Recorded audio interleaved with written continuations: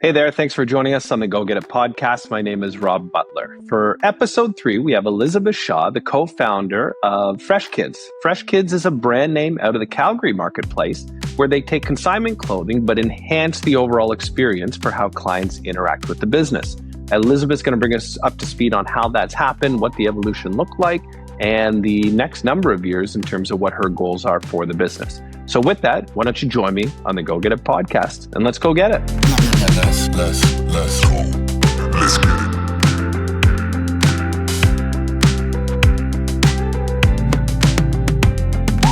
Welcome to the Go Get It podcast. Thank you. Elizabeth Shaw, co-owner of Fresh Kids, Calgary, Alberta based, but we're going to go into your entire evolution of career choices, how you landed and created for yourself where you are today with the Fresh Kids brand in Canada.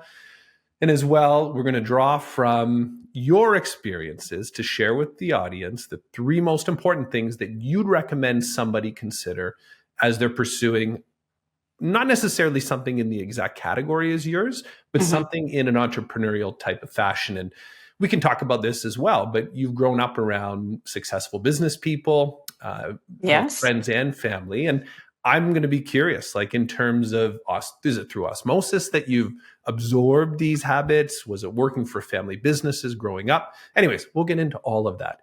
Love it. To kick these things off, I want to know your first memory of where we would have crossed paths. How did we meet? And this is just to give the viewers some indication of our backstory. Okay. Well, I'm pretty sure it involved a martini. Maybe. That's a good start. Maybe 1 or 2. To be honest, I don't remember the exact time I met you, but I know we both moved from Toronto around the same time. And I felt like every single person we ran into on our way here, before the move, after the move, was saying, you've got to meet the Butlers. You've got to meet Rob. You've got to meet Natalie. And we just kept hearing it over and over and over. And so finally we were like, all right, we got to meet the Butlers. And feels like the rest is history.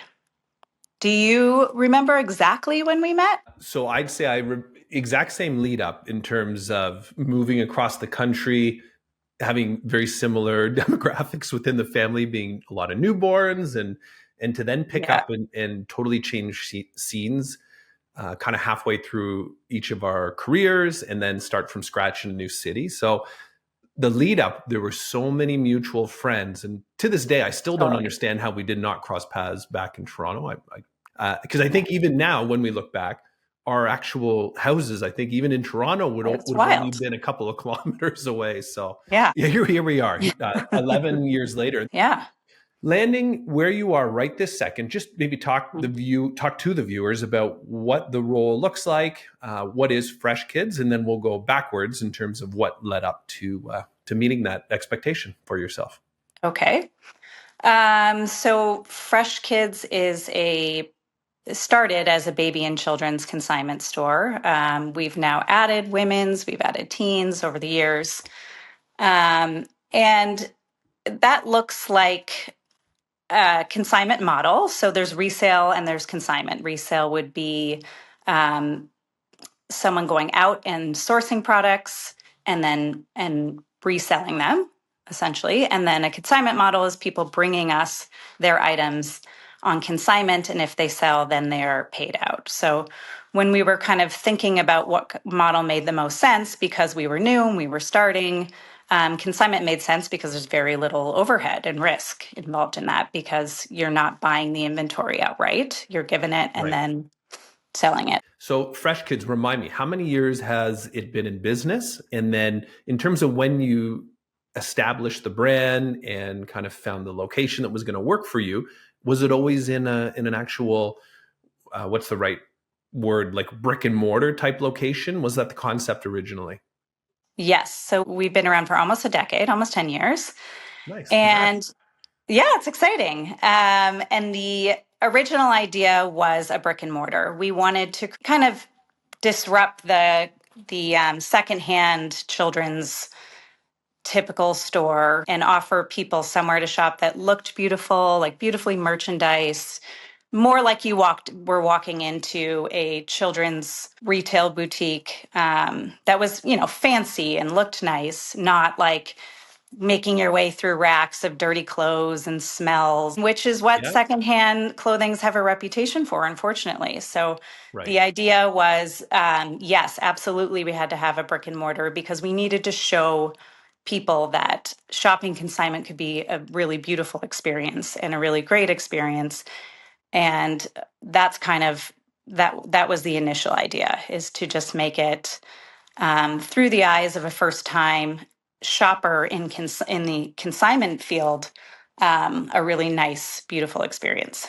Now, when you were picturing what you were hoping it was going to end up looking like and the experience that clients were going to have when they came in the store, is this Mhm. because you've always had a love for fashion or retail or like anything there that would have influenced that? Totally, absolutely. I mean, I grew up in Chicago, and my mom and I, our favorite thing to do would be to go all around Chicago to the different consignment stores, some very dingy inside, some very beautiful inside. And yeah, that love of hunting for a treasure has always been a passion of mine. I've always loved fashion. So yes, absolutely driven from there. And then the idea, I've traveled a bit and shopped a lot and been in different stores, Mhm. and just seeing and knowing the feeling I get when I'm in a beautiful boutique is exactly what we wanted to bring to Calgary. And it didn't exist yet. And I can only imagine the client base, social media, everyone sets their expectations so high. And it's so important that they have a good experience, whatever the business is, that when the client comes in, they feel as though they're serviced properly, that the product was displayed in the appropriate way. Aftermarket support. Have there been some surprises along the way in terms of how important that was? Or because you already had that vision in mind, was it easier to deliver what it is that you would have expected from a similar type of retailer? Yeah, I think the beauty aspect of it and making sure it was aesthetically pleasing, I think we nailed that from the start. The surprises along the way were some of the tech stuff, like the Mhm. behind the scenes stuff that, there was a little bit of like fake it till you make it, but also, you got to learn it to earn it. You're just kind of trucking through trying to figure it out, and people are, wondering what the next thing's going to be and when are you going to do this? And you said you're offering this. So I think that's where the hiccups were. It was kind Right. of, I didn't have a techie background, so I was trying to catch up to all the stuff we were offering, but it was just coming at a slower pace. The other stuff came to me quite easily. And then the consumer or the client experience today, they go to your brick and mortar location to this day. Is that like in That terms of what the business looks like today, how does that So drive it, affect it your business? has it has changed. We had the brick and mortar for 6 years, which was an amazing way to kick it off Right. and build our customer base.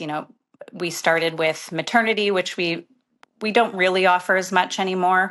But that was the idea, is that people would come in when they were pregnant and kind of grow with us, and then they'd be buying for their baby and their toddler and their kid. And we really built an amazing client base having the brick and mortar. And I think that was essential to us still being here today. But after kind of around COVID, we found that people were forced to learn how to shop online. Right. We had our online store at the same time. They launched at the same time. So we found that there was a huge uptick in our online store, and our brick and mortar was kind of just like staying the same, which was great. It was a great presence. We were in an awesome neighborhood. I Uh, remember the pink sign, like it was totally. a The bit of pink, we're a known for the landmark. pink door. Yeah. And the pink sign. So we ended up moving based on the numbers. We ended up moving to an online model just because, as you can imagine, a brick and mortar comes with a lot of costs and Sure. headaches. And our lease was up, and so we decided, okay, let's just give it a try and try to see what happens if we go just online.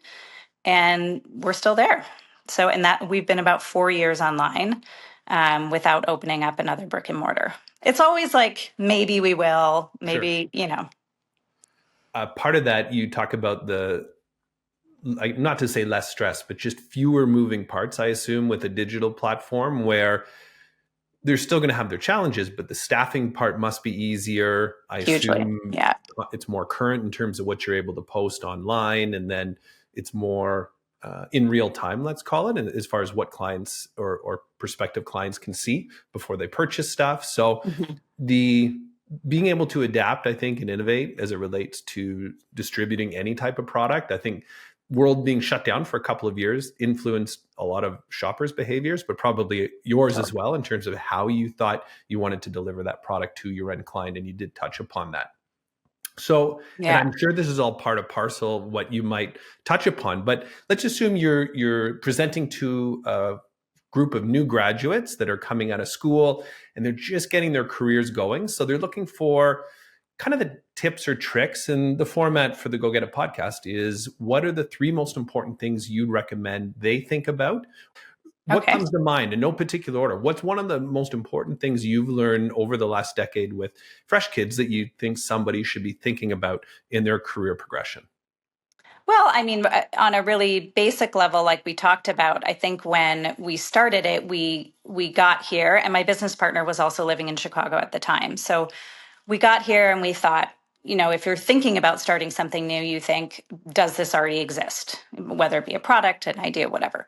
And, the answer was obviously yes. Of course, children's consignment stores already existed. But if the answer is yes, then how can you do it better? How can you offer it differently? And I think we immediately knew the answer there and thought, as I kind of already touched upon, having a more aesthetically pleasing store just to kind of take away that ick factor of Right. consignment shopping. And then we thought about tech and how can we offer sort of a different mode that people aren't getting in other consignment stores. So yeah, I think it's big, if it's not a brand new concept, to think about how can you offer it differently? How can you be the best at what you're offering? And seeing it through the eyes of the customer, which I think initially could be a bit more costly and time consuming, but ultimately I think would lead to more success rather than just trying to kind of get it off the ground and, kind of half do it And hope that it works. Yeah. and hope that it works. Yeah. And I think about this often, where you look at certain companies that become successful, and in their earlier days, is it something that they've created a whole new concept or an idea that nobody's doing?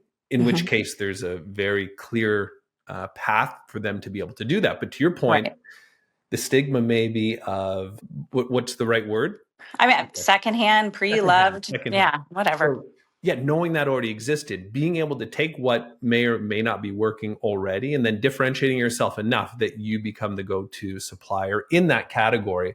I think that is Right. something that's very important to be able to think about and to think through. Because if you just Right. repeat what everybody else is doing, it's really difficult to be So hard, if you just think relevant. like I can do it better, but like how, why, what are you going to do? And really, I think it's about how are you going to do it differently, not better necessarily. I think there has to be some sort of something that differentiates you from somebody who's already doing it. Right. Well, you've been able to do that. I think the technology and the online experience too. Obviously, you've been able to hit a sweet spot there, and it's allowed you to Mhm. build out in the marketplace that you're participating in. So, how much of your business then, which is interesting based on the brick and mortar versus now more of a digital platform, is it local business, or what percentage would be within, I don't know, 20 kilometers of where you're located versus across the province or across the country?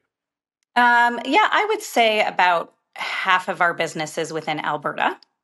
Okay, but that's a massive region. I mean, for Yeah, those in the states that may not know, I mean, that's kind of the equivalent of Illinois. So to say that right. that you're covering that big a region, I mean, that's pretty sizable. So you've been able to draw half of your business from your province alone, and then Right. the other half outside of the province, or where does that come Yes. from? Yeah. I mean, we do have the occasional US customer. Mhm. It's hard because I find in the US, there everybody's used to getting something, within hours of ordering it. True. Yeah. Yeah. And we just can't offer that same thing with the cross-border shopping and being a small business. We're Right. not Amazon. So we do have US customers, but those are typically, they find something that we're offering that they may really, really want, but it's a one off. Mhm. So that would be a small percentage. But then across Canada, we do a ton of shipping to Ontario, a ton to BC.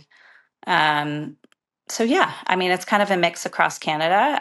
We find a lot of the small towns in some of the provinces where they may not have access to these stores Sure. are also people who shop with us a lot. Yeah. You won't even know the reference. Well, maybe you will.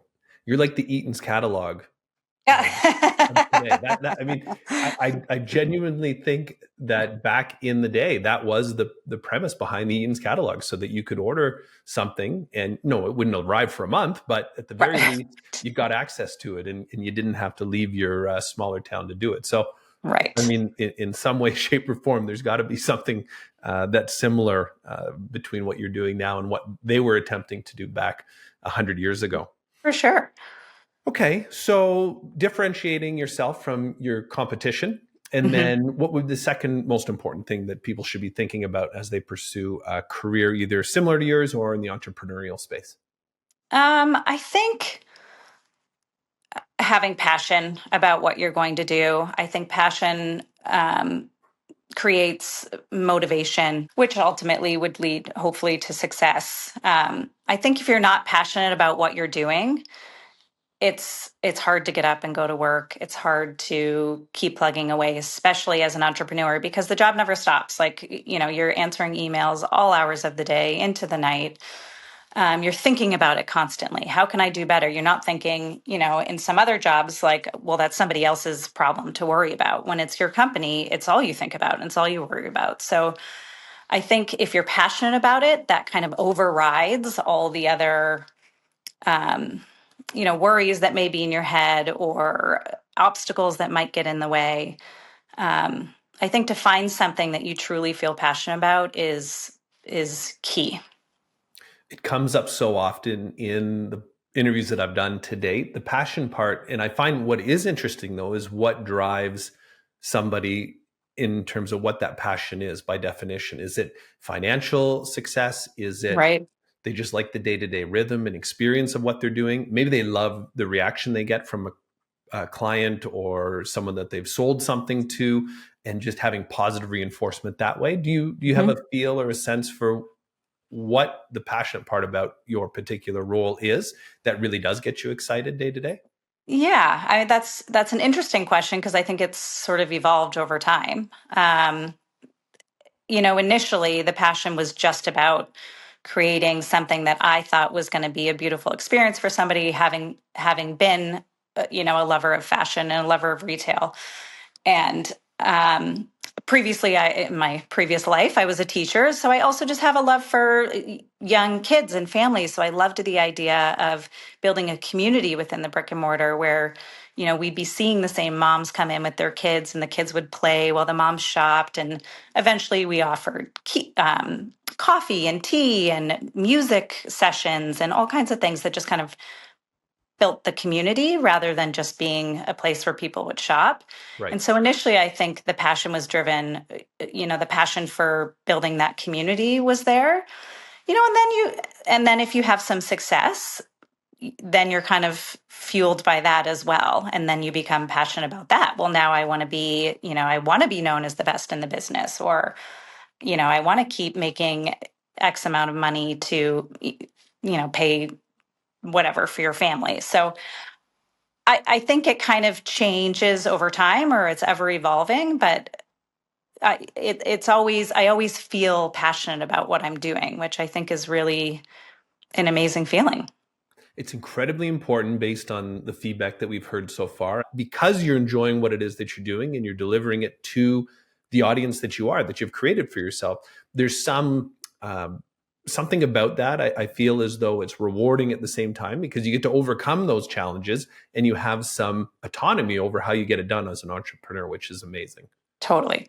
Yeah. And you make mistakes along the way. I mean, there initially, when you had that email with somebody upset, you learn over time, like you can't have this gut reaction and, fire off an email. You have to sit back, you have to No, think don't do about that. it and, Don't do that. and Yeah. what's the right response. But those are all learning curves that, you got to roll with it and figure it out as you go. What's your tip? If you get an email that you want to respond so badly, how many minutes or days do you wait to respond? Or do you respond? Maybe you do it over the phone This is the instead. problem. I had a 24-hour rule and people are so impatient. Right. that like if you're not respond, and I'm talking about like a 7 p.m. on a Friday email, and if you haven't respond by 7 a.m. the next day on Saturday, they're writing again. So Mm. the 24-hour rule, I think, just depends on the tone of the email, really. And Sure. if if somebody's upset, I do give it the 24 hours, and they just have to wait.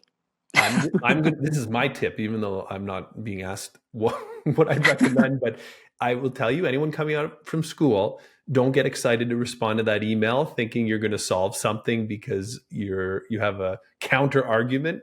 Just Absolutely. bite your tongue, think about it to your point through the night, 24 hours before you respond. I think that applies to actually every relationship, not just business. You're right. It does. And even if you think you're doing the right thing by replying quickly and giving them a response back, it just doesn't seem to work I out. love it. It's a good reminder for all of us. So that's great.